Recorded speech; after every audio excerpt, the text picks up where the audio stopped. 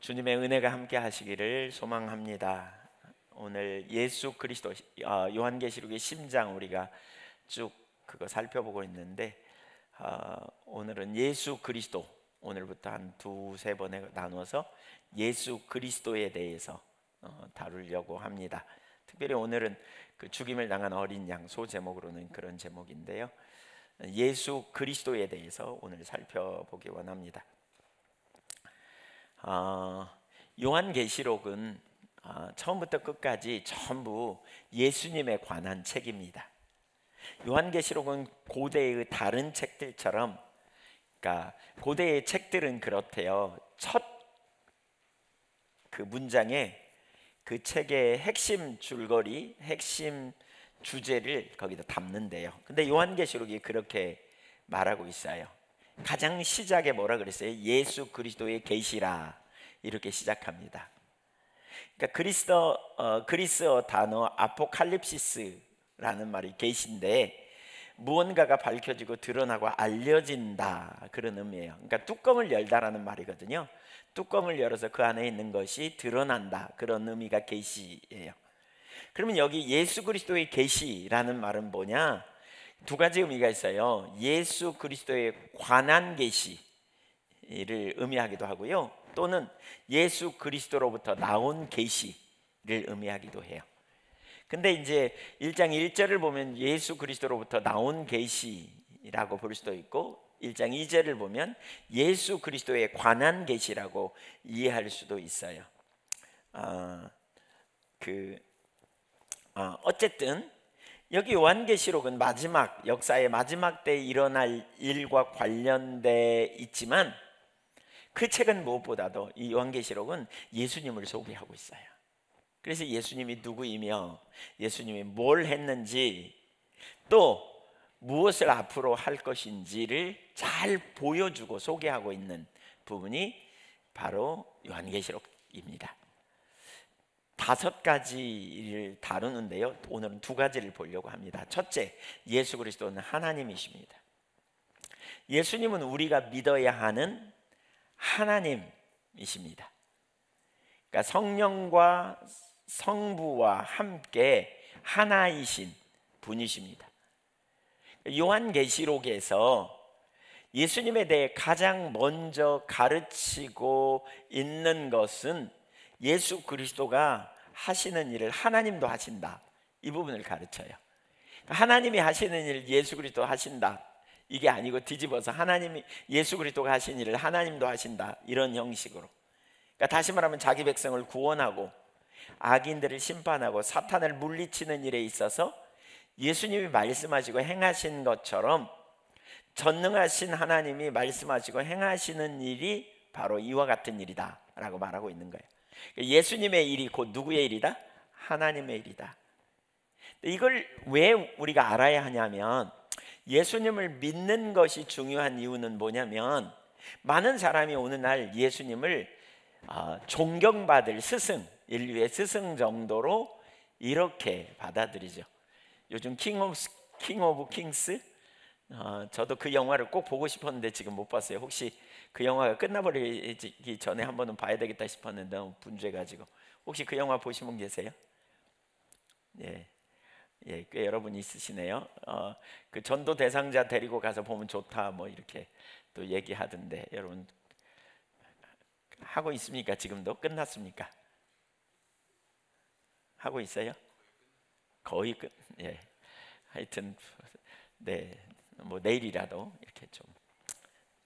어쨌든 근데 그 영화에 대한 논란 중에 하나도 이제 좀 그런 얘기를 하더라고요. 그분이 하나님의 아들이라는 이런 부분은 구체적으로 안 나온다. 근데 뭐 그 영화의 내용을 제가 안 봐서 모르지만 어쨌든 잘 그 내용에 그런 부분을 잘 담아냈다, 뭐 내용을 보면 알 수 있다, 뭐 이런 논란도 있고.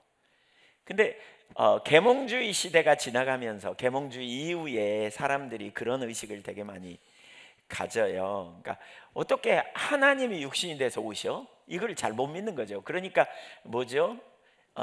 예수는 그냥 모범적인 인간 예수야, 여기에 초점을 두는 도덕의 기준이 되고, 또 굉장히 훌륭한 스승이야. 왼밤을 지거든 오른밤을 돌려대는, 겉옷을 달라고 하면 속옷까지 주는 굉장히 훌륭한 스승이야. 이 정도로 생각하는 그런 경향이 많이 있다는 거죠. 그러나 예수님은 하나님과 대등한 분이셨다. 그러니까 하나님이셨다. 이걸 요한계시록에서 집중적으로 다뤄요. 그러니까 그리스도가 행하시는 일, 그것이 곧 하나님의 일이고 하나님의 행하시는 일이 그리스도의 일임을 보여줍니다. 그래서 네 가지를 좀 살펴보겠습니다. 예수님이 하나님이라는 사실을 소제목으로 나눠서 네 가지를 보면, 첫째는 삼위일체 하나님의 일원이십니다. 삼위일체 하나님의 일원이십니다. 그러니까 삼위일체가 뭐예요? 하나님은 한 분이시다. 근데 세 인격을 가지고 계시다. 그래서 세 인격을 가지고 행하시죠. 그래서 어떻게 보면 세 분 같아요. 그러나 한 분이세요. 한 분이세요. 그래서 성부 하나님과 성자 하나님과 성령 하나님이 한 하나님, 한 분이시죠. 한 분. 그래서 그 예수 그리스도는 성자 하나님이신데 그분이 곧 하나님이라는 거예요. 그래서 요한계시록 1장 4절과 5절 먼저 보겠습니다. 여기에 보면 삼위일체가 나옵니다. 요한은 아시아에 있는 7 교회에 편지하노니 이제도 계시고 전에도 계셨고 장차 오실 이와 그의 보좌 앞에 있는 7 영과 또 충성된 증인으로 죽은 자들 가운데서 먼저 나시고 땅의 임금들의 머리가 되신 예수 그리스도로 말미암아 은혜와 평강이 너희에게 있기를 원하노라.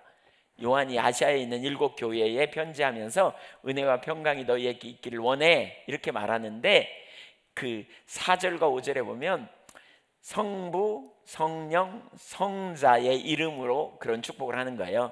그러면 성부가 누구냐? 이제도 전에도 장차 오실 이, 그렇죠. 이게 이제 성부 하나님이에요. 그 다음에 성령 하나님은 누구냐? 보좌 앞에 있는 7 영을 가르쳐요. 보좌 앞에 있는 7 영, 이게 성령이에요. 성령을 가르쳐요. 그 다음에 5절에 보면 충성된 증인으로 죽은 자들 가운데서 먼저 나시고 땅의 임금들의 머리가 되신 예수 그리스도. 예수 그리스도가 누구라고요? 충성된 죽은 자들 가운데 증인, 죽은 자들 가운데서 먼저 나시고 땅의 임금들의 머리가 되신 예수 그리스도. 그분이 예수님이시죠. 그래서 성삼위 하나님이심을 가르치는, 요한계시록 5장 6절을 더 볼까요? 시작.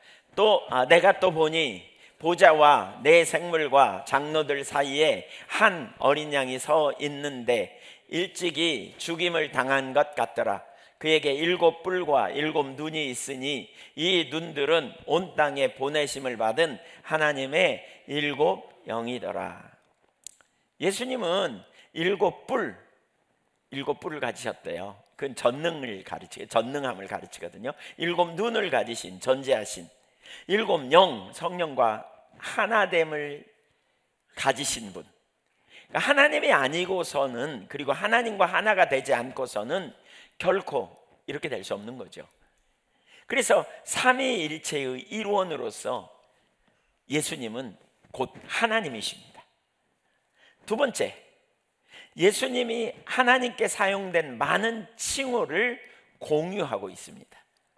성경에 요한계시록에 하나님에 대하여 하나님이 이런 분이야 라고 소개하고 있는 그 칭호가 예수님에게도 동일하게 사용된다는 거예요. 그러니까 예를 들면 1장 4절에 보면 전에도 계셨고 이제도 계시고 장차 오실, 이분 누구예요? 성부 하나님. 이게 성부 하나님을 가르쳐요. 성부 하나님. 근데 1장 7절에 보면 그 오실 분을 예수 그리스도로도 묘사하고 있어요. 이게 예수 그리스도. 볼지어다 그가 구름을 타고 오시리라. 오실 거라는 거예요. 이게 누구냐? 예수님이 재림하신다는 거예요. 오실 거라는 거예요. 구름을 타고 오시리라. 그래서 22장 7절에도 그 오실 것, 또 12절 20절에도 여러 곳에서 주님이 오시리라, 내가 속히 오리라, 이런 표현이 있거든요. 내가 속히 오리라, 이런. 그러니까 하나님이 오실 거다. 1장 4절에 1장 8절에 4장 8절에 이런 표현들이 여러 번 하나님 계셨고 계신 계실 오실 이 하나님, 또 알파와 오메가라는 표현이 있습니다. 1장 8절을 한번 읽어보면 성부 하나님, 시작, 주 하나님이 이르시되 나는 알파와 오메가라, 이제도 있고 전에도 있었고 장차 올 자요 전능한 자라 하시더라. 하나님이 누구냐면 알파와 오메가, 이제도 전에도 장차 올 자, 이게 하나님이에요. 그리고 전능하신 하나님, 세 부분으로 얘기하시잖아요. 근데 그 알파와 오메가라는 표현이 예수님에게도 나타나요. 22장 13절 예수님이 자신을 그렇게 소개해요. 시작, 나는 알파와 오메가요 처음과 마지막이요 시작과 마침이라. 알파와 오메가라는 말은 그 우리 알파벳 있잖아요. 영어 알파벳 A부터 Z까지, 그쵸? 그 뭐예요? 처음부터 끝까지 그 말이에요. 시작과 마침 뭐 그 말이에요. 그러니까 헬라어도 마찬가지예요. 알파부터 오메가까지, 알파, 베타, 감마, 델타 뭐 이렇게 쭉 나가요. 그러면서 이렇게 오메가까지, 이게 이제 그 처음과 마지막이라는 거죠. 마지막이라는 거예요. 그러니까 알파와 오메가. 그래서 성부 하나님께 쓰였던 용어가 예수님에게도 쓰인 거죠. 그 다음에 시작과 마침이라는 단어도 마찬가지예요. 21장 6절을 보면, 요한계시록 21장 6절, 하나님이 시작과 마침이심을 말해요. 요한계시록 21장 6절 시작, 또 내게 말씀하시되 이루었도다. 나는 알파와 오메가여 처음과 마지막이라. 생명수 생물을 목마른 자에게 값없이 주리니. 그랬죠. 처음과 마지막, 이게 누구예요? 성부 하나님을 얘기해요. 그런데 22장 13절에 아까 예수님에 대해서 우리 살펴봤던 구절에서 거기서 시작과 마침이라, 처음과 마지막, 시작과 마침, 이런 표현이 있죠. 그래서 이 칭호들을 보면 그냥 유사한 표현이 아니고요, 예수님과 성부 하나님이 하나 되심, 바꿔 말하면 예수님은 곧 하나님이심을 보여주는 표현입니다. 할렐루야. 네, 세 번째, 예수님은 하나님의 보좌를 공유하십니다. 예수님은 하나님의 보좌를 공유하십니다. 이것은 오직 그가 하나님과 유일하게 하나됨을 보여주는 것임을 보여주는데요, 요한계시록에는 보좌가 단 하나입니다. 그러나 그 보좌에는 하나님만 앉아 계시는 게 아니라 어린 양이 함께 앉아 계십니다. 그래서 요한계시록 3장 21절을 보면, 이기는 그에게는 내가 내 보좌에 함께 앉게 하여 주기를, 내가 이기고 아버지 보좌에 함께 앉은 것과 같이 하리라. 그래서 예수님이 보좌 위에 하는 22장 1절과 3절을 보면, 시작, 또 그가 수정같이 맑은 생명수의 강을 내게 보이니 하나님과 및 어린 양의 보좌로부터 나와서, 3절, 다시 저주가 없으며 하나님과 그 어린 양의 보좌가 그 가운데 있으리니 그의 종들이 그를 섬기며. 그러니까 여기 섬기며라는 말은 예배한다는 말이거든요. 하나님과 그 어린 양의 보좌가 가운데 있어요. 그 보좌가 있는데 거기에 누가 앉아요? 하나님과 어린 양의 보좌. 그러니까 하나님이 앉고 그의 우편에, 예수님이 하늘에 오르서 하나님 보좌 우편에 앉으신다 그러잖아요. 사도신경에 우편에 앉아 계시는. 이걸 보면 뭐 알 수 있느냐? 하나님과 예수님은 한 분이세요. 하나세요. 그러니까 예수님은 곧 뭐예요? 하나님이세요. 그러니까 하나님의 대리자가 아니에요. 하나님 자신이에요. 그래서 그런 예들을 또 볼 수 있지만, 아버지의 이름과, 그러니까 하나님의 이름과 어린 양의 이름이 서로 연관됐다는 것도 보여지거든요. 요한계시록 14장 1절을 한번 읽어보겠습니다. 거기 이런 표현이 있어요. 또 내가 보니 어린 양이 시온산에 섰고 그와 함께 14만 4천이 서 있는데, 여기 14만 4천은 누구냐면요, 신실한 하나님의 백성들 전체를 포함해요. 이거 상징적인 의미예요. 14만 4천 카운터 해가지고 이단들이 그렇게 많이 하죠. 14만 4천에 들어갔네 못 들어갔네 그거 아니에요. 예, 그거 아니에요. 예, 그리고 어느 날 14만 4천이 찼다 뭐 얼마가 되면 찬다 뭐 그러다가 지금은 넘었으니까 또 아직 안 찬 뭐 이렇게 막 하는 거. 그 다 웃긴 얘기예요. 그거 아니에요. 신실한 하나님의 백성들을 총칭해 같이 시온산에 서 있어요. 그러면서 근데 그들의 이마에는 어린 양의 이름과 그 아버지의 이름을 쓴 것이 있더라. 그래서 혹시 여러분 중에 누가 옆에 14만 4천 명이냐 너 들어갔냐 안 들어갔냐 이렇게 자꾸 따진 사람한테 당신도 안 들어간 것 같다 그렇게 얘기해 주세요. 어떻게 그렇게 생각하냐, 이마에 이름이 없는디? 그렇게 얘기해 주세요. 아니 14만 4천이라면 성경을 문자적으로 이렇게 본다면 문자적으로 그 이마에 이름이 있어야 되잖아요. 이렇게 떠들어 보세요. 안 보이면.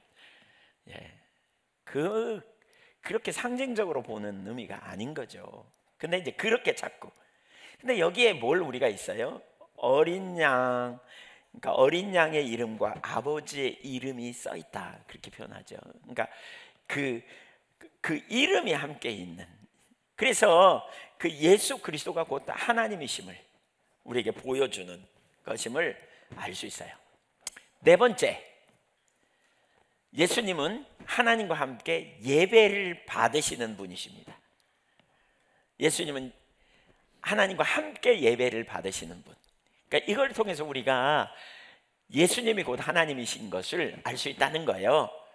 요한계시록 4장과 5장은 하늘 예배의 절정을 보여주는 장면이거든요. 대표적인 4장, 5장, 7장 물론 그 이후에도 많이 나오는데 4장과 5장을 이렇게 좀 구분할 수 있어요. 4장의 예배는 뭐냐면 4장 8절부터 11절까지의 그 예배를 한번 보면 거기에 주된 포커스는 누구냐면 창조주 하나님이에요.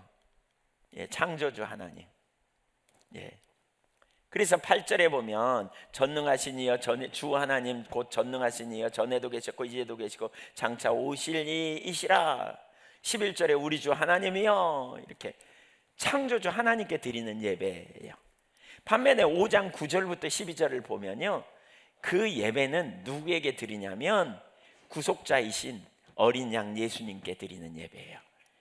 그들이 새 노래를 불러 이르되 두루마리를 가지시고 그 인봉을 떼기에 합당하시도다. 일찍이 죽임을 당하사 각 족속과 방언과 백성과 나라 가운데서 사람들을 피로 사서 하나님께 드리시고 그들로 우리 하나님 앞에서 나라와 제사장들을 삼으셨으니 그들이 이 땅에서 왕노릇 하리로다. 누구를 가르쳐요? 예수님 가르쳐요. 예수. 구속주 예수님. 그런 다음에 13절에 뭐라 그러냐면 이 둘을 통합합니다. 13절 한번 읽어보죠. 시작. 내가 또 들으니 하늘 위에와 땅 위에와 땅 아래와 바다 위에와 또 그 가운데 모든 피조물이 이르되 보좌에 앉으시니와 어린 양에게 찬송과 존귀와 영광과 권능을 세세토록 돌릴지어다. 누구에게요? 하나님과 예수 그리스도께 영광을 돌려 어린 양에게 영광을 돌릴지어다. 이렇게 선포해요. 성부 하나님과 성자 예수님께 동일한 예배가 드려져야 할 것을 선포하죠. 이게 무슨 얘기예요? 예수님이 곧 하나님이셔. 이런 선포입니다. 요한계시록 21장과 22장 새하늘과 새 땅에 대한 이야기도 그 하늘나라에 더 분명하게 보여주는데 요한계시록 21장 22절에 보면 그 주 하나님 곧 전능하시니와 어린 양이 성전이 된다고 말하고 있어요. 예, 성 안에서 내가 성전을 보지 못하였다. 성전이 없어. 새하늘과 새 땅에는. 왜? 하나님과 어린 양이 성전이기 때문에 이렇게 표현하고 있죠. 또 22장 1절을 읽어볼까요? 거기에 보면 이렇게 표현합니다. 또 그가 수정같이 맑은 생명수 강을 내게 보이니 하나님과 빛 어린 양의 보좌로부터 나와서, 보좌가 있는데 거기 하나님도 계시고 어린 양도 앉아 계셔요. 거기 밑에서부터 흘러나온다는 거예요. 뭐가? 생명수 샘이, 그러니까 생명수 강이 흘러넘쳐. 그래서 만국을 치유하고 회복하는 일 이렇게 하신다는 거죠. 예. 22장 3절에서도 하나님과 어린 양이 보좌를 공유해요. 그리고 그의 종들이 그를 섬기며, 여기 예배한다는 말이에요. 예배예요. 이걸 통해 우리가 분명히 볼 수 있는 한 가지가 있어요. 예수님이 요한복음에서 10장 30절에 보면 나와 아버지는 하나다 이렇게 하셨거든요.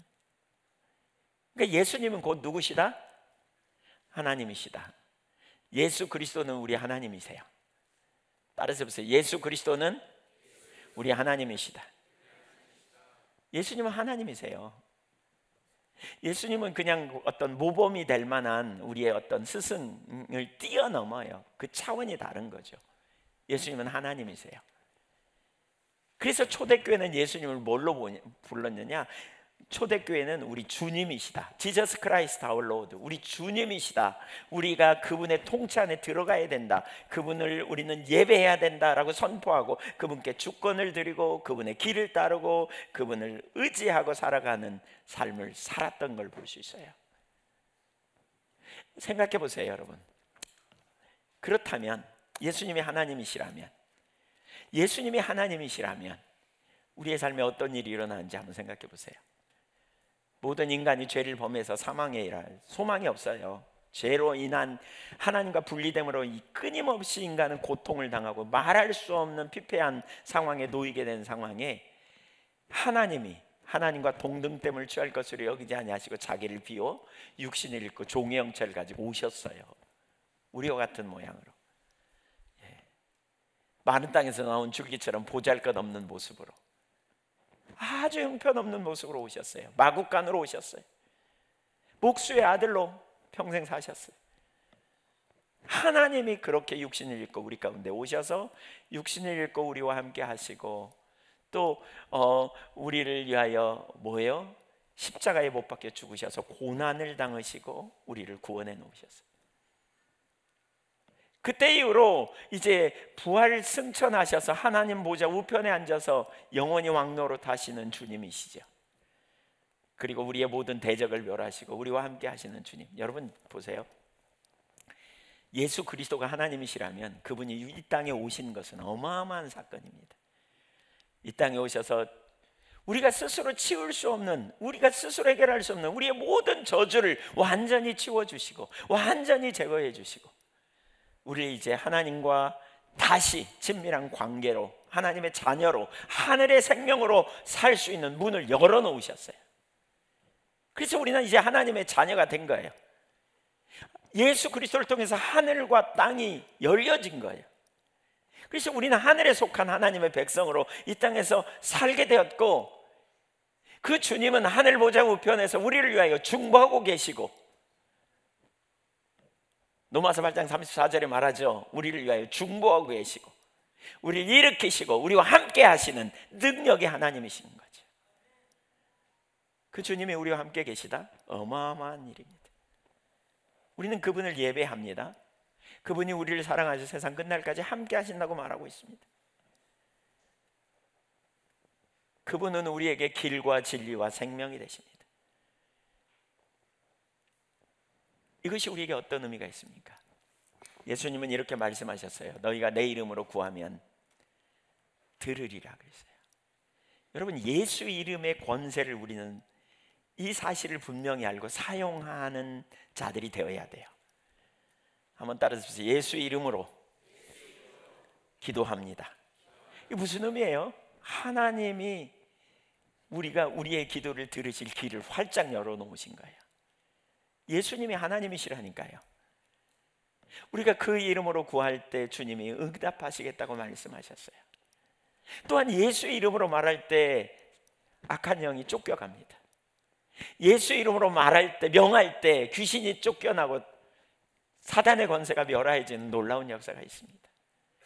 하늘과 땅의 모든 권세를 가지신 예수님이, 하늘의 권세뿐만 아니라 땅의 권세를 가지신 주님이 우리의 주님이시고 세상 끝날까지 함께 하신다고 하셨습니다. 이것이 얼마나 놀라운 능력인지, 영적으로 눌리고 여러분 마음에 근심과 고통과 염려가 있거든 예수 이름으로 대적하고 승리하는 저와 여러분이 되기를 소망합니다. 아침에 일어날 때 괜히 우울하고 낙담되고 혼돈스럽고 어느 날은 뭐 그런 날 있으시죠? 그런 날? 그런 거 한 번도 없는 분 손 들어보세요. 제가 자주 말하지만 혹시 찔러보세요. 죽었는지 모르니까. 그런 분 계시면 모든 사람에게 그런 원수가 불화살을 쏘고 공격도 있고요, 회방도 있고 그래요. 우리가 믿는 주님이 누군지, 우리가 부르는 예수 이름이 누군지, 예수 이름의 권세, 이것을 우리가 분명히 인식하는 것이 얼마나 중요한지 모르겠어요. 주 예수 그리스도의 이름으로 일어나 걸어라 그랬더니 성전미문의 한준명이가 일어나 걸었던 놀라운 일. 하늘과 땅의 모든 권세를 가지신 주님이 우리의 주님이십니다. 주 예수 그리스도로 여러분 무장되고 준비되기를 축복합니다. 두 번째, 목자이신 예수님입니다. 요한계시록에 나타난 예수님은 악을 멸하시고 심판하시는 재판관이지만 동시에 자기 백성을 알고 극진히 보살피는 목자로도 드러나십니다. 세 가지를 살펴볼 겁니다. 첫째, 사망과 음부의 열쇠를 가지신 예수님. 사도 요한이 예수 그리스도를 만나는 장면이 이제 11절 이하에서부터 거기 나타나거든요. 이제 예수님을 봐요. 이렇게 이제 거기 보세요. 근데 14절에 보면 그의 머리와 털에 희기가 흰 양털 같고 눈 같으며 그의 눈은 불꽃 같고 그의 발은 풀무불에 단련한 빛난 주석 같고 그의 음성은 많은 물소리와 같고 그의 오른손에 7뼈리였고 그의 입에서 자위의 날선 검이 나오고 그 얼굴은 해가 힘있게 비치는 것 같더라. 자 보세요. 그런 다음에 17절을 보실래요? 시작. 내가 볼 때에 그의 발 앞에 엎드려져 어떻게 되었다고요? 죽은 자 같이. 지금 여기 이 요한계시록에 나오는 요한이 누구예요? 보통 누구라 그래요? 사도 요한이라 그래요. 사도 요한일 거라 그래요. 그러면 사도 요한은 예수님과 친했어요, 이전에. 그래서 그의 정체성은 뭐냐면 예수님의 사랑받는 제자라고 그래요, 자기를. 그러니까 주님과 친밀한 사랑의 관계에 있고 주님과 매우 친했어요. 그런데 그가 부활하시고 승천하신 예수님을, 하늘 보좌 우편에 계신 예수님을 만나자 그는 죽은 것처럼 됐대요. 이게 뭘 의미하는 줄 아세요? 예전에 알던 예수님이 아닌 거예요. 이전에 비리비리하게 그 약한 곳에 오셔서 목수로 사람들 때리면 맞고 조롱당하면 멸시받고 이런 예수님이 아닌 거예요. 완전히 다른 그 예수님을 본 거예요. 그 예수님을. 그래서 죽은 것처럼 됐어요. 왜 죽은 것처럼 됐을까? 거기 보면 두려워하지 말라, 예수님이 이렇게 말하는 걸 보면 죽음의 공포가 있었던 것 같아요. 왜 성경에 보면 하나님의 놀라운 임재 앞에 사람들이 그걸 인식할 때 어떻게 해요? 두려워하잖아요. 화로다 나로 망하게 되었도다. 이사야 6장 8절에 보면, 이사야 6장에 보면 이사야 선지자가 그렇게 고백하잖아요. 화로다 나여 망하게 되었도다. 내가 입술이 부정한 자로서 영광의 줄을 베었다 그러잖아요. 삼손의 부모가 그러고요. 성경에 보면 또 출애굽기 20장에 보면 18절 이하에 보면 이스라엘 백성들이 시내산 전체에 불과 연기와 천둥으로 임한 하나님 앞에서 다시는 하나님이 우리 앞에 임재하지 못하시게 하라, 이렇게 두려워 떨잖아요. 예수님이 누구이신가, 어떤 분일까를 생각해 보세요. 예수님이 그의 눈은 불꽃 같고, 그렇죠? 정말 너무나 강력한. 그래서 요한계시록은 그런 표현도 나오거든요. 예수님을 믿지 않는 자들이 말세에 주님을 보면, 예수님을 보면 두려워가지고 자기 눈을 빼버리고 싶은 정도로 그렇게 두려워 떤다고 말하고 있거든요. 그러니까 그렇게 예수님은 곧 하나님이세요. 그때 예수님은 사도 요한에게 이렇게 말합니다. 두려워하지 말라. 그러면서 거기 보니까 자신을 소개하죠. 뭐라고 소개하는가 보세요. 우선 나는 처음이요 마지막이니, 17절에 그렇게 말합니다. 여기 처음이요 마지막이라는 말은 뭐예요? 역사의 모든 시작과 끝이 주님 손에 있다는 거예요.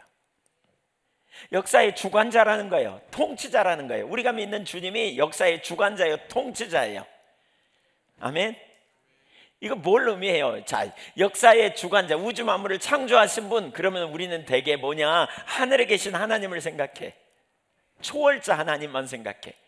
근데 그분이 역사의 주관자로서 내재하셔서 세세하게 당신의 백성들을 돌보고 인도하시고 도와주시고 함께 하시는 마태복음 28장 20절에서 말하는 것처럼 세상 끝날까지 내가 너희와 항상 함께 있으리라고 하신 그 주님이시죠.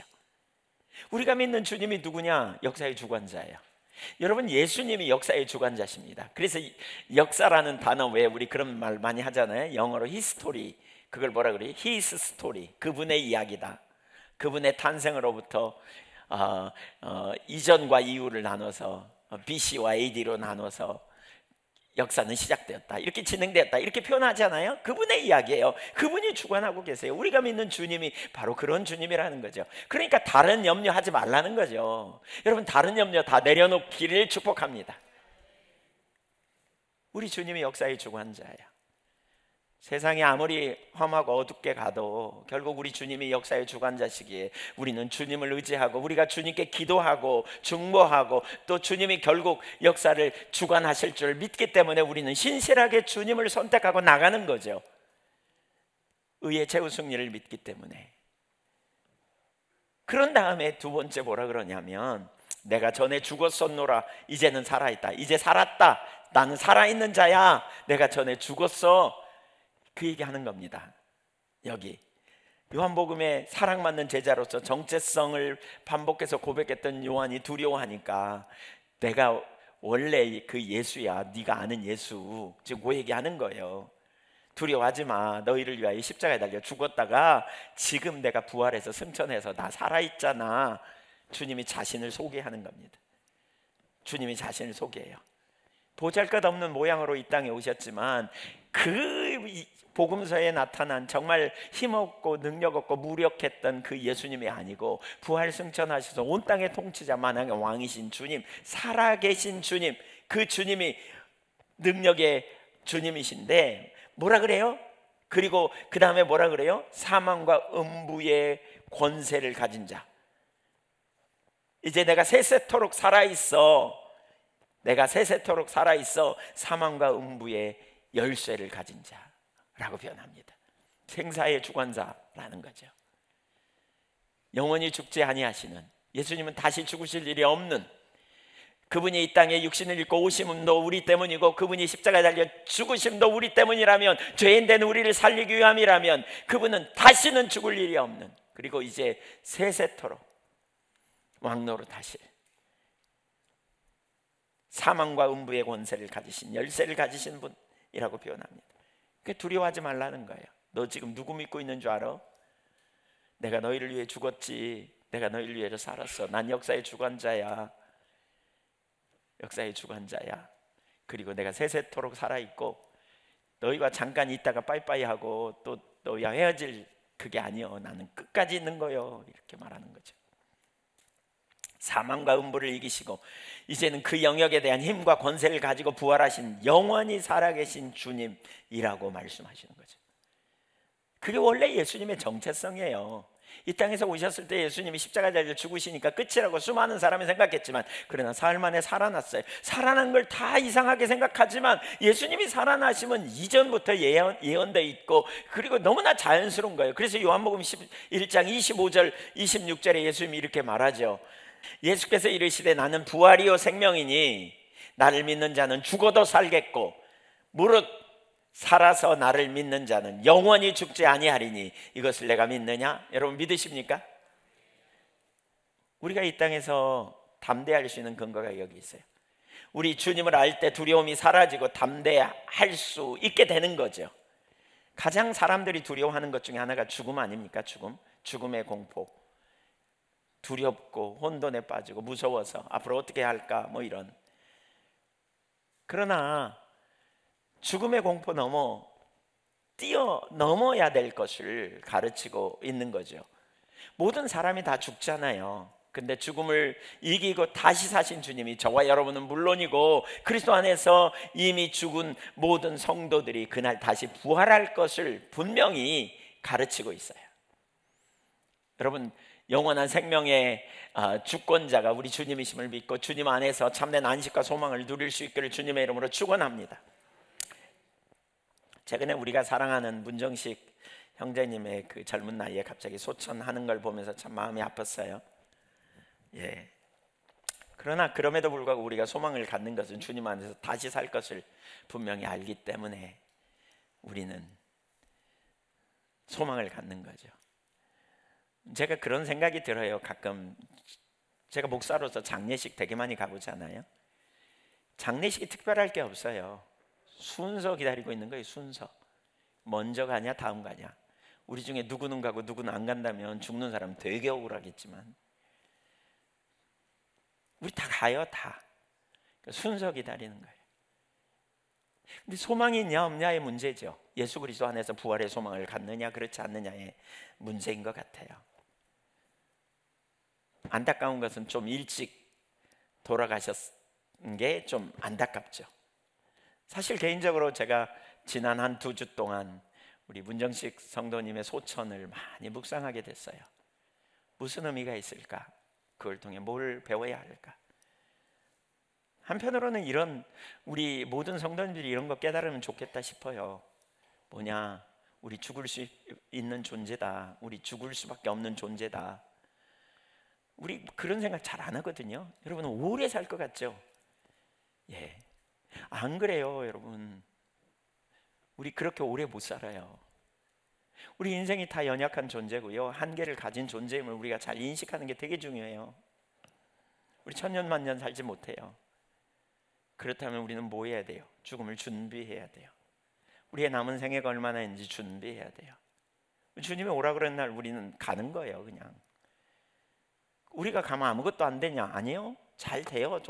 세상은 또 그대로 돌아가요. 남은 가족들, 다른 사람들끼리. 그러니까 우리가 할 일은 남은 가족들 손 잡고 같이 더불어서 우리가 잘 섬기고 가는 거예요.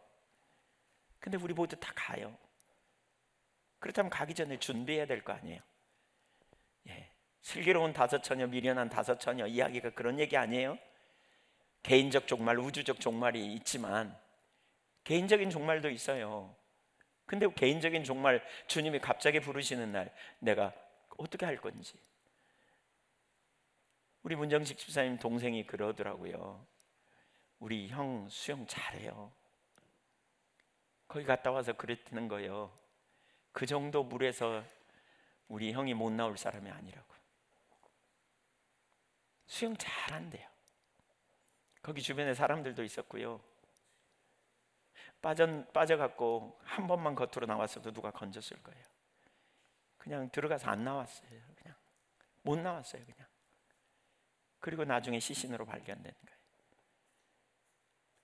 우리가 능력이 아무리 있고 우리가 아무리 뭔가 뛰어나다 할지라도 주님이 우리를 데려가시고자 하면 그것이 인생이에요. 우리가 만약에 이러한 시점에 그냥 어떤 한 분의 죽음이거니 젊은 죽음이거니 혀 끌끌 차면서 안 됐네 이 정도로 지나가 버리면 하나님이 우리에게 주시는 메시지를 놓친다고 생각해요. 저는 우리도 주님 앞에 갈 수밖에 없는 인생인 걸 인식하고 나는 오늘 주님이 데려가시면 갈 준비 됐는가 보셔야 돼요. 준비됐는지, 슬기로운 5처녀처럼 준비됐는지 우리 자신을 돌아보자고요. 뭐 어떤 사람들은 주님이 뭐 5년 후에 온다, 몇 년 후에 온다 막 그러는데 우리 개인에게 주시는 메시지인 걸 우리가 기억해야 된다고 생각해요. 최근에 이런 일이 있었어요. 제가 지난 금요일 날 아침에 부산에 이제 그 강의하러 가게 됐잖아요. 그래서 원래는 이제 목요일 날 좀 갈까 하다가 금요일 날 뭐 여러 가지 정말 분주한 일도 있고 막 목요일 날 또 사람도 만나고 막 또 이야기도 나누고 그러다가 금요일 날 가게 됐는데 아침에 새벽에 눈을 뜨자마자 주님께서 저에게 이걸 깨닫게 하셨어요. 이런 감동을 주셨어요. 그 교회에 집회를 위해서 하나님이 저를 보내셨다고. 그러면서 주님의 일인데 주님이 저를 보내셨다고. 근데 그것은 너만 할 수 있는 일이라고. 그러니까 그 말은 그 교회를 위해 다른 강사는 안 되고 꼭 저만 필요하다 이 말이 아니고 그 시점에 주님이 보내셨기 때문에 저만 할 수 있는 역할이라고 이렇게 깨닫게 하셨어요. 제가 정신이 번쩍 났어요. 벌떡 일어나가지고 십자가 강의도 하고 설교도 되게 많이 했거든요. 그래서 별로 준비 안 해도 뭐 이렇게 강의하는 거 어렵지 않아요. 제 마음속에 좀 그런 마음이 있었던 것 같아요. 여러 가지 혼돈스러운 사건도 많이 있고 여러 가지 상황도 만만치 않고 분주하고 그러다 보니까 좀 그 시간부터 엎드려서 하나님 회개하고 준비했습니다. 여러분 아세요? 여러분이 이 땅에 존재하는데요, 여러분만 하실 수 있는 일로 하나님이 맡기신 거 아세요? 여러분이 남편으로서만 하실 수 있는 역할을 주시기도 하고, 가정적으로 말하면 아내로서 아내만 할 수 있는 역할을 주시기도 하고, 교회에서 어떤 지체로서의 역할을 감당하도록 주시기도 하고, 직장에서도 그렇고, 또는 자녀로서 혹은 부모로서 여러분만 할 수 있는 역할을 주셨어요. 역할을. 다른 사람이 대체 못해. 하나님이 우리에게 문화 명령을 주시고, 하나님이 우리에게 생육하고 번성하고 땅에 충만하라, 가정을 이루어서 자녀를 키우게 하시고, 또는 하나님이 우리에게 삶의 현장에서 어떤 역할을 감당하도록 우리에게 맡기셨어요. 근데 그건 나만 할 수 있는 일이야. 근데 그 일이 어떤 데는 쉽지 않잖아요. 포기하고 싶고, 도망가고 싶고, 내려놓고 싶고. 우리는 그러기가 아주 쉽죠. 그러기 쉬워요. 그럼 어떻게 해요? 안 하고 싶어요. 어떤 남편들은 아내하고 살기가 너무 힘들어. 어떤 여자분들은 남편하고 살기가 너무 힘들어. 그만하고 싶어. 어떤 분들은 부모 노릇 너무 지겨워. 그만하고 싶어. 여러분, 인생 되게 빨라요. 진짜 빨라요. 우리 어르신들 대답해 보세요. 시간이 빨라요, 안 빨라요? 조금 빨라요, 많이 빨라요? 대답 좀 해보세요. 조금 빨라요, 많이 빨라요? 부모 노릇이요? 엄청 힘들죠? 그 시기 넘기면 금방 커요, 아이들. 죄송합니다. 예, 지나서 그렇게 말할 수 있지. 지금 부모 수고합니다. 애씁니다. 애 키우느라고 고생 많습니다. 근데 너무나 소중한 역할을 일하니까요. 부부간의 관계에서도 마찬가지예요. 그만하고 싶어요? 하나님이 우리에게 맡기신 역할을 우리가 잘 감당하면, 그것이 하나님으로부터 온 거라면, 주님이 뭐라 그랬어요? 맡은 자에게 구할 것은 충성이라 그랬어요. 충성. 저도 목사 안 하고 싶을 때가 있어요.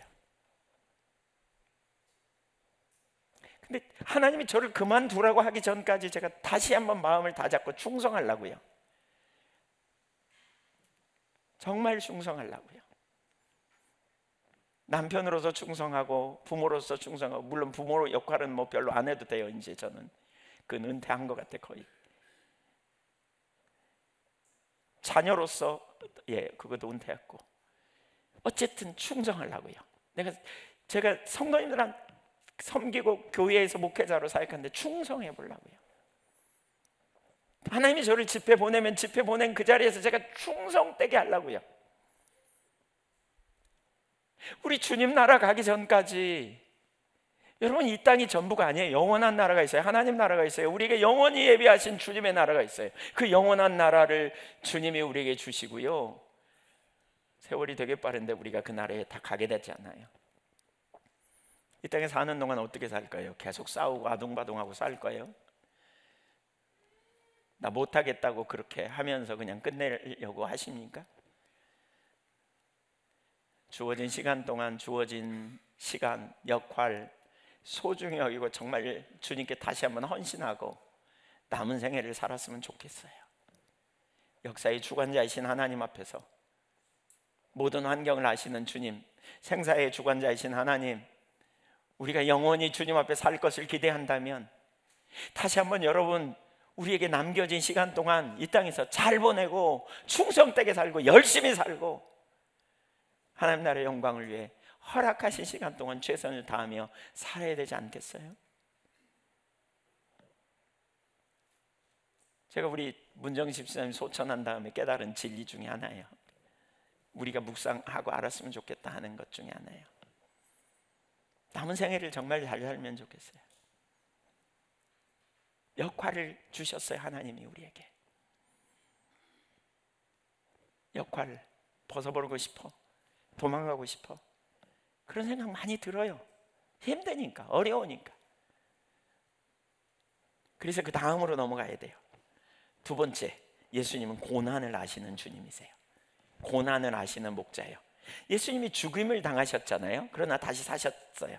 근데 그 과정 속에 예수님은 어마어마한 고난을 당하고 아픔을 경험하셨어요. 이사야 55장 3절에 보면 이렇게 말해요. 그는 멸시를 받아 사람들에게 버림받았으며 간고를 많이 겪었으며 질고를 아는 자라. 마치 사람들이 그에게서 얼굴을 가리는 것 같이 멸시도를 당하였고 우리도 그를 귀히 여기지 아니하였도다. 하나님이신 예수님이 이 땅에 오셔서 멸시와 고난과 말도 못할 그런 수치를 경험하신 분. 요한계시록 1장 9절에 보면 사도 요한은 자신을 예수의 환난과 고난과 환난과 나라와 참음에 동참하는 자라고 표현하고 있습니다. 여러분, 예수님은 우리를 아세요. 예수님은 고난이 뭔지 아시고 어려움이 뭔지 아시고 문제가 뭔지 다 아시는 분이에요. 그래서 거기 무엇보다 그 1장 11절에 보면 예수님은 그 소아시아 7교회 가운데 두루 다니시는 분이거든요. 거기 7교회에 보내라 하시기로 몸을 돌이켜 나에게 말한 그것을 음성을 알아보려고 돌이킬 때에, 그러면서 예수님이 거기 있잖아요. 예수님이 두루 다니시는 가운데 예수님이 그 무엇보다도 그 7교회에 첫 번째로 주시는 메시지가 뭐냐면 내가 너를 안다는 거예요. 2장 2절을 볼까요? 2장 2절, 내가 내 행위와 수고와 내 인내를 알고. 여러분 성경 가지셨잖아요. 성경 보세요. 여기 올라올 걸 기대하지 말고 너무 거기 별로 안 올라올 거예요. 왜냐하면 많이 볼 거니까 여기 눈을 가지고 따라오세요. 본문 찾았잖아요.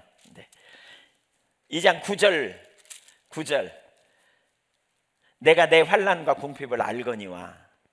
2장 13절, 네가 어디에 사는지를 내가 아노니 거기는 사탄의 권자가 있는 데라. 2장 19절, 내가 내 사업과 사랑과 믿음과 섬김과 인내를 아노니 내 나중 행위가 처음 것보다 많도다.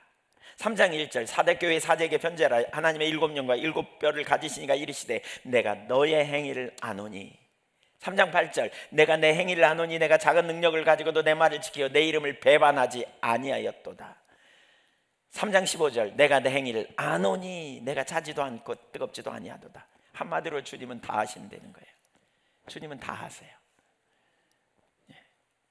그러니까 이 소식이 우리에게 좋은 소식일 수도 있고 나쁜 소식일 수도 있어요. 사실 이 지식은 매우 중요해요. 왜냐하면 주님이 알고 계신다고? 그러면 당장에 돌아보겠죠. 내가 어제 한 일도, 어제 누구 미워하고 욕한 것도, 그러면 어떻게 해요? 회개하겠죠. 얼른 회개하고 돌이키겠죠. 전환하고요. 그런 자리로 얼른 가겠죠. 반면에 주님이 아신다, 이건 어마어마한 축복이에요. 왜냐하면 주님이 모든 상황을 아시는 주님이 친히 고난도 아픔도 어려움도 경험해 보신 주님이 우리를 도우실 거거든요. 히브리서 4장 15절을 한번 볼까요? 주님이 누구인가를 우리가 알 수 있어요. 우리를 도우시고 공감하시는 목자, 선한 목자세요. 시작. 우리에게 있는 대제사장은 우리의 연약함을 동정하지 못하실 리가 아니요 모든 일에 우리와 똑같이 시험을 받으시니로되 죄는 없으시니라. 연약함을 동정하지 못하실 이가 아니라는 거예요. 연약함을 도와주신다. 동정하지 못하실 리가 아니다. 부정하는 말이 두 번 반복된 것은 강조하는 거잖아요. 반드시 도와주신다. 왜? 우리와 똑같이 시험을 받으셨어요. 육신을 입고 오셨어요. 가난한 집에서 태어났어요. 엄마의 뱃속에서부터 버림받을 뻔했어요. 사람들에게 버림받은 경험이 있어요. 제자들이 예수님을 일거에 다 모른다 그랬어요. 그렇게 혼신의 힘을 바쳐 세웠던 12명의 제자 중에 한 명이 팔아먹었어요, 예수님을. 결정적인 순간에 제자들이 다 도망가 버렸어요. 이 땅에 온갖 고뇌와 아픔과 상처가 뭔지 다 아시는 분이에요.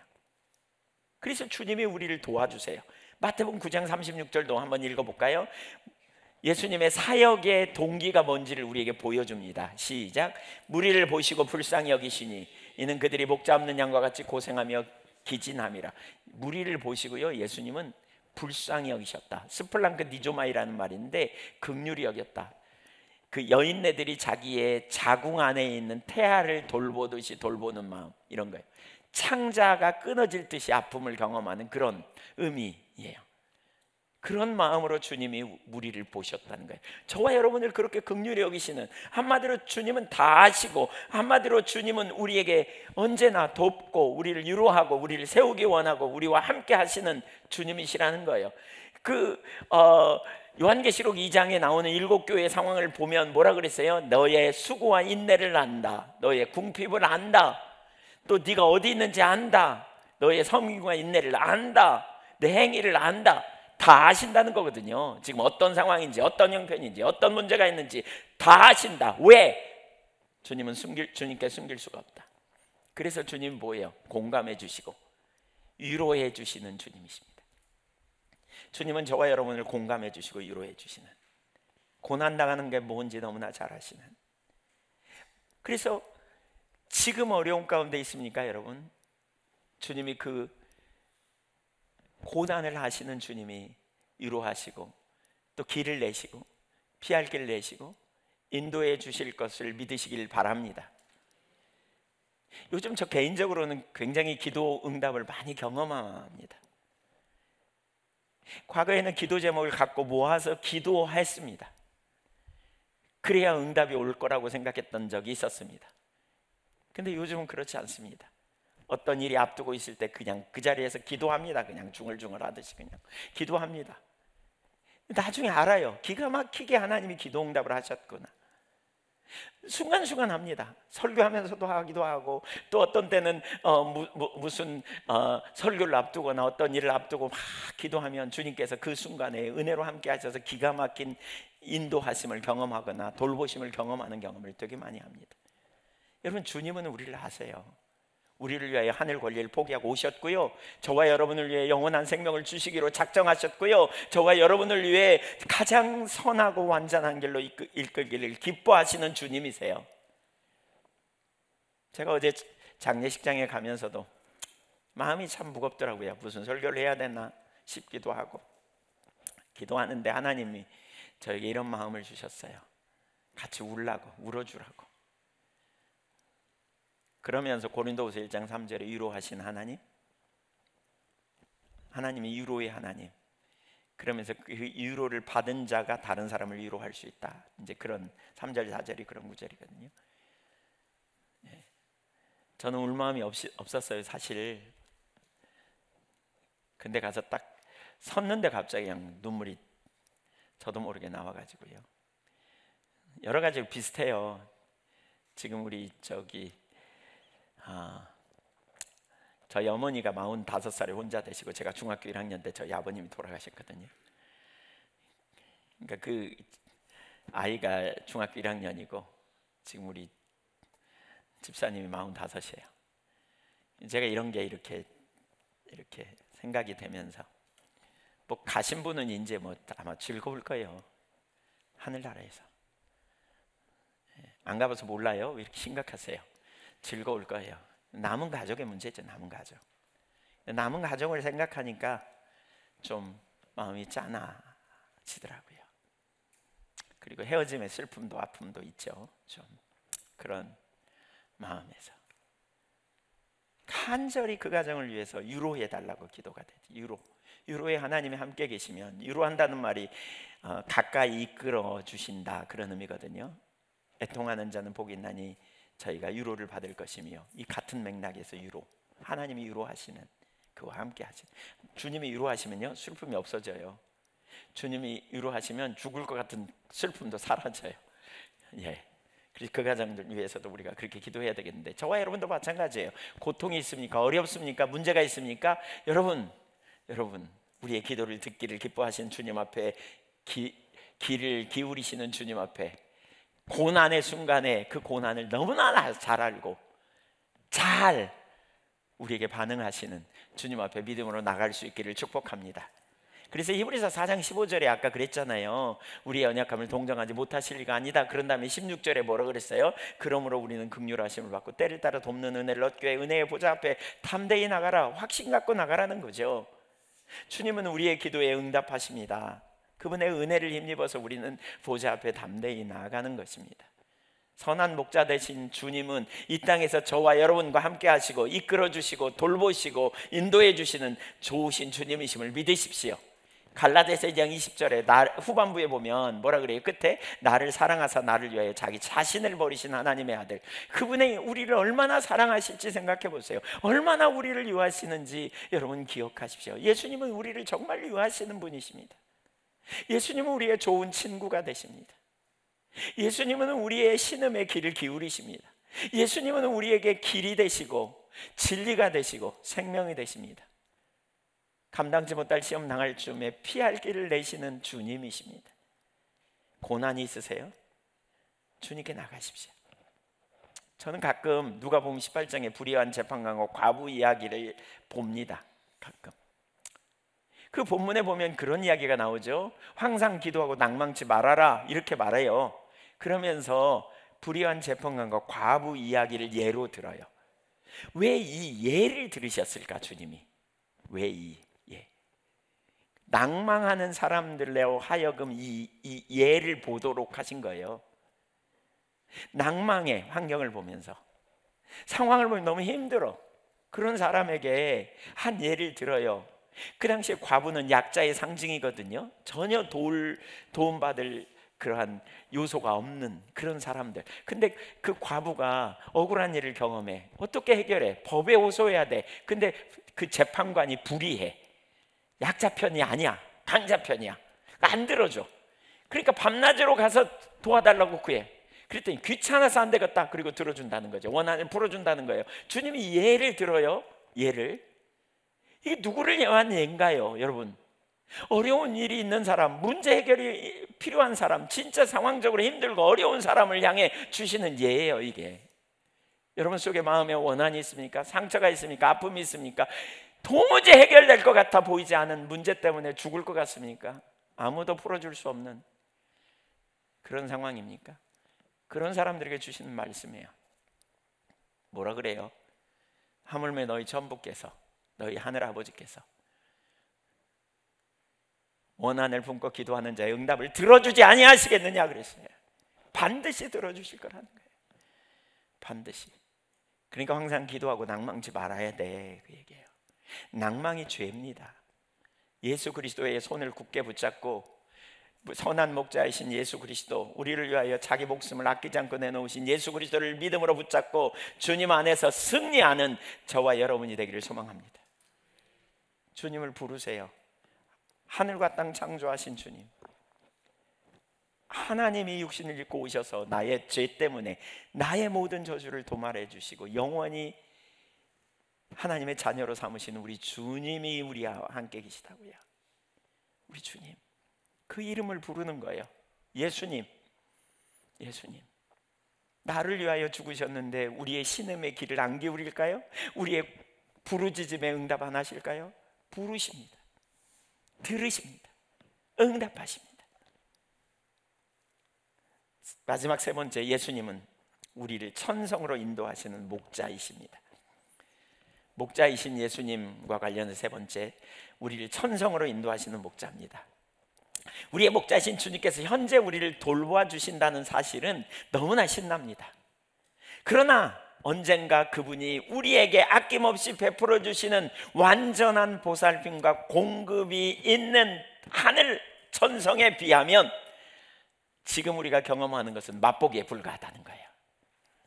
어린 양이신 예수님이 그날에 우리를 생명수 샘으로 인도하여 완전한 보호와 공급이 있는 천국으로 이끄실 것을 보여줍니다.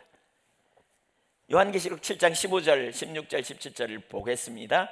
그러므로 그들이 하나님의 보좌 앞에 있고 또 그의 성전에서 밤낮 하나님을 섬김에 보좌에 앉으시니가 그들 위에 장막을 치시리니. 여러분, 보좌에 앉으시니가 장막을 친다는 말은요, 이게 보호를 의미합니다. 텐트 친다는 말을 있잖아요. 근데 이게 하나님이 임재로 보호하신다.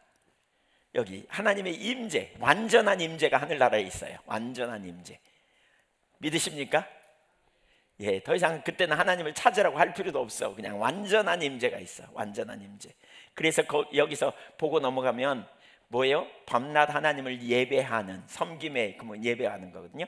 친밀한 교제가 있는 거죠. 그리고 16절에 보세요. 그 임재 안에서 읽어봅니다. 같이 읽어볼까요? 시작. 그들이 다시는 줄이지도 아니하며 목마르지도 아니하고 해나 아무 뜨거운 기운에 상하지도 아니하리니. 필요를 채워주시고 보호하신다는 거예요. 이거 완전한 임재예요. 그 다음에 17절 시작. 이는 보좌 가운데 계신 어린 양이 그들의 목자가 되사 생명수 샘으로 인도하시고 하나님께서 그들의 눈에서 모든 눈물을 씻어 주실 것임이라. 이는 이렇게 되는 이유는 보좌 가운데 계신 어린 양이 우리를 이끌어 가셔서 생명수 샘으로 이끌어 가셔서 하나님께로 이끌어 가셔서, 거기 뭐예요? 생명수샘, 목마름이 회복되죠. 물은 생명을 의미합니다. 그 팔레스틴 땅은 물이 아주 적은 땅이에요. 그러니까 거기서 물은 생명을 의미해요. 생명수샘으로 인도하셔서, 그리고 과거에 받은 상처, 아픔, 고난, 고통, 그 모든 것을 그 눈물에서, 그 눈에서 씻어주신다는 거예요. 완전한 회복이 있는 것, 완전한 자유함이 있는 것. 이것이 바로 하늘나라예요. 이것이 바로 하늘나라예요. 이전의 모든 고통과 아픔이 치유되는 완전한. 누가 인도한다고요? 하나님의 어린 양이. 여러분, 우리가 믿는 예수 그리스도께서 마지막 날에 저와 여러분을 그의 나라와 그의 영광을 위한 것으로 이끄실 줄 믿으시기 바랍니다. 우리 주님이 그렇게 하신다고요. 천국에 갈 수 있을지 두려워하지 마십시오. 주님을 믿으면, 주님을 의지하면 주님이 인도해 가시는 거예요. 주님이. 우리 예수 그리스도가 그래서 우리에게 놀라운 승리죠. 그렇게 한 다음에 무슨 일이 일어날까요? 14장에 보니까 새 노래를 부르고 승리를 자축하는 14만 4천 명과 함께 시온산에 서게 돼요. 그가 승리를 거두고 자기 백성을 천성으로 인도한 후 그런 다음에 혼인잔치가 벌어지는데 14장 1절을 일단 먼저 봅니다. 시작. 또 내가 보니 보라 어린 양이 시온산에 섰고 그와 함께 14만 4천이 서 있는데 그들의 이마에는 어린 양의 이름과 그 아버지의 이름을 쓴 것이 있더라. 그때 우리는 천성에 서 있어요. 14만 4천 명 여기 함께 천성에 서 있어요. 그런 다음에 무슨 일이 벌어집니까? 어린 양과 그의 신부의 성대한 혼인잔치가 일어나요. 신랑이 어린 양 예수 그리스도, 교회는요 그의 신부예요. 그래서 그날에 성대한 혼인잔치가 벌어져요. 새하늘과 새 땅에서 우리가 영원한 나라 하나님 나라를 맛보고 경험하고 영원히 살 그날. 9장 7절을 봅니다. 시작. 우리가 즐거워하고 크게 기뻐하며 그에게 영광을 돌리세. 어린 양의 혼인 기약이 이르렀고 그의 아내가 자신을 준비하였으므로. 9절. 천사가 내게 말하기를 기록하라. 어린 양의 혼인잔치에 청함을 받은 자들은 복이 있도다 하고 또 내게 말하되 이것은 하나님의 참되신 말씀이라 하기로. 사랑하는 여러분, 이것이 우리의 미래입니다. 예수 그리스도 안에서 우리는 새하늘과 새 땅에 가게 될 건데 그날에 우리 주님과 함께하며 신랑 되신 주님과 함께 혼인잔치에 참여하는, 그래서 세상에서 맛보지 못한 그러한 음식들을 먹을 것이고, 그리고 우리 주님의 은혜 아래서 영원히 안식하는 놀라운 축복을 누리게 되는 것이지요. 이것이 저와 여러분을 위한 하나님의 예비하신 놀라운 축복입니다.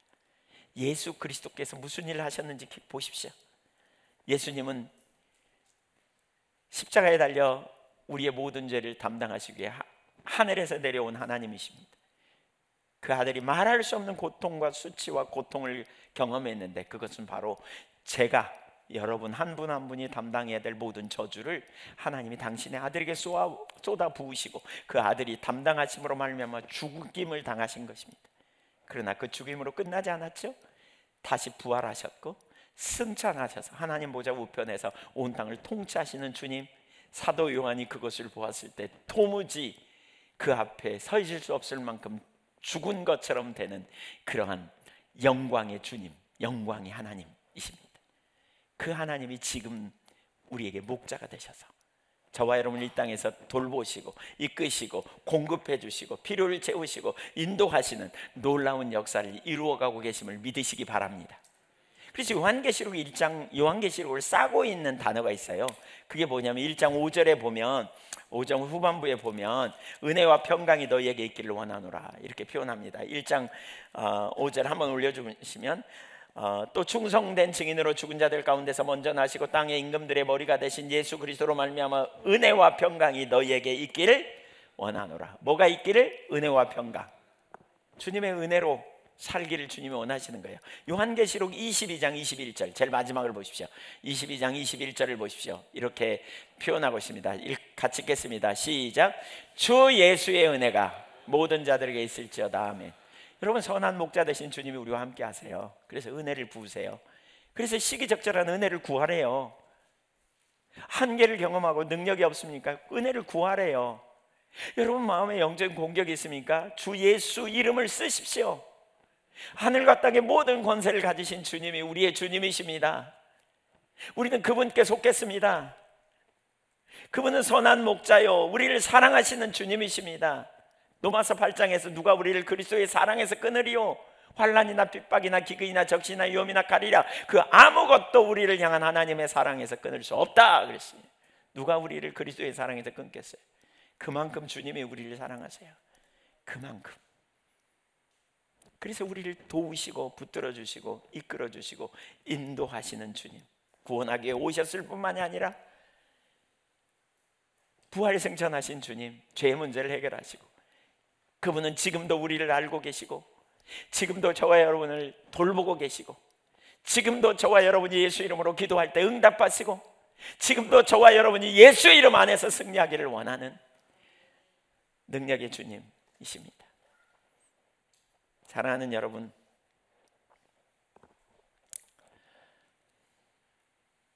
인생이 참 얼마나 부질없나, 얼마나 짧은가 이런 생각을 제가 곧잘 요즘 하게 된다. 아까 그렇게 나눴는데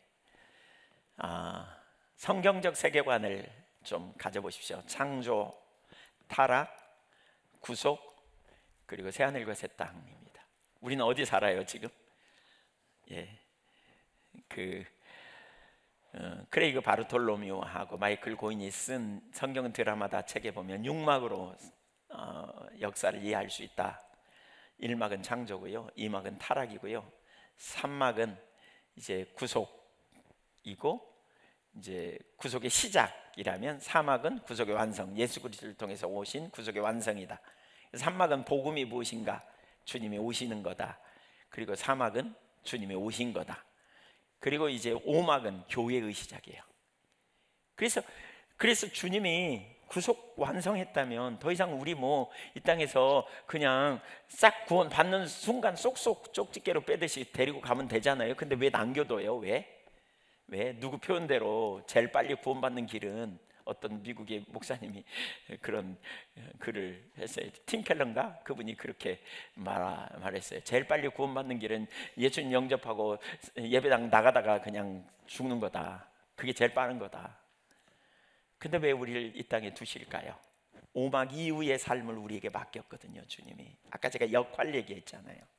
5막 이후의 삶, 복음을 전하는 것, 하나님 나라의 새 하늘과 새 땅을 창조하는 그런 문화의 회복, 문화의 구속, 열방의 복음을 전하고 문화적 그 사명을 감당해야 될 사명이 우리에게 있다니까요. 아직 그 역할을 감당해야 될 책임이 우리에게 있다니까요. 하나님이 우리에게 맡기신 역할을 감당하는 거, 주님이 오라고 하시는 날까지 우리는 그 일을 부지런히 해야 돼요. 어떤 사람에게는 달란트가 많아요. 5달란트. 어떤 사람에게는 2달란트. 어떤 사람에게는 1달란트 있어요. 상대적으로 볼 때 어떤 사람은 5달란트고 왜 나는 1달란트밖에 없나 이럴 게 없어요. 왜냐하면 하나님 보실 때는요 5달란트 받은 자가 5달란트 남겼잖아요. 근데 주님이 뭐라 그러시냐면 네가 작은 일에 충성했으니 큰 것으로 너에게 맡기리라 그랬어요. 하나님이 보실 때, 우리가 볼 때 어떤 일은 큰 일이고 어떤 일은 작은 일이고 형편없는 일 같죠. 하나님 보실 때는 다 똑같아요. 우리가 이 땅에서 주님의 이름으로 살아가는, 그리고 주님의 이름으로 행하는, 주님의 이름으로 우리가 하나님 백성으로서 우리가 행하는 모든 일이 다 주님의 일이라면, 그리고 그 일을 하나님이 내게 맡기셨다면 앞에서 나눈 것처럼 우리는 그 역할을 충성되게 감당해야 되겠다는 거예요. 세월을 아껴 그런 사명을 잘 감당하는 저와 여러분이 되기를 소망합니다. 다시 한번 헌신하면 좋겠어요. 결단하면. 공부하는 사람들은 공부에 헌신하는 거예요. 역할이에요. 그 역할 부지런히 해야 돼요. 연구하는 분들은 연구를 부지런히 해야 돼요. 치유하는 분들은 치유를 위해서 막 힘써야 돼요. 또 돌보는 분들은 돌봄을 위해 힘쓰시는 일을 하는 거예요. 각자의 삶의 영역에서 하는 거예요. 각자의 삶의 영역에서. 우리 가정에서 할 일이 있고요, 맡은 역할이 있고요, 직장에서 맡은 역할이 있고요, 교회에서도 맡은 역할이 있죠. 역할을 감당하되 충성되게 감당하는 믿음의 종들이 되면 좋겠어요. 주님 앞에 다시 한번 그렇게 결단하고 서십시다. 하늘과 땅을 창조하신 우리 주님, 우리를 위하여 선한 목자 되신 주님, 그리고 우리를 영원한 날에 이끄실 우리 주님을 믿음으로 바라보며 담대히 일어나는 믿음의 종들이 다 되시기를 축복합니다. 기도하겠습니다. 믿음으로 영광의 주님을 바라보십시오. 여러분 진지하게 바라보십시오. 우리 주 예수 그리스도 하나님이신 우리 주님을 바라보십시오. 그리고 주님 앞에 서십시오. 우리를 아십니다. 여러분을 지으셨습니다. 온 땅의 창조주가 우리를 위해 십자가에 달려 죽으셨습니다. 죽임당한 어린 양, 하늘 보좌 우편에 앉아 계신 우리 주님, 우리는 그 주님을 따르는 자들입니다. 우리는 그 주님을 믿는 자들입니다. 이 시간 주님이 우리를 이 땅에 두신 목적과 의도와 의미를 생각하면서 우리의 역할을, 하나님의 허락하신 역할을 내가 어떻게 감당해야 될지, 적당히 시간만 때우고 힘들다고 포기해버리고 적당히 놓아버리고 아니라 주님이 맡기신 역할을 잘 감당하겠습니다. 하나님, 이런 헌신이 있으면 좋겠습니다. 이런 결단이 있으면 좋겠습니다. 마음이 힘듭니까? 예수 그리스도의 이름을 부르십시오. 공격이 있습니까? 예수 이름을 부르십시오.